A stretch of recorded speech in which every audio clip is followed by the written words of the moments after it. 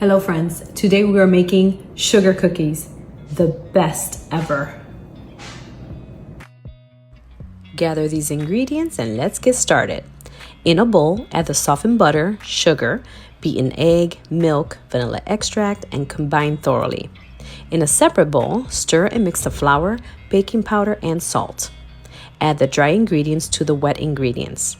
Once you mix it thoroughly, cover and place in the refrigerator for 20 minutes. Roll the dough into balls and place on a baking sheet. Softly press the balls and sprinkle sugar on each one. Place in the oven for 8 to 13 minutes at 375 degrees. You're looking for that golden brown edge. Let them cool for a few minutes.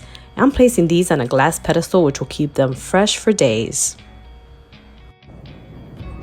Nice and soft on the outside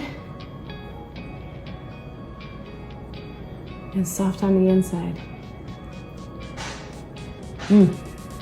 So good. I don't think I'm gonna share these with anyone. I'm gonna hide them.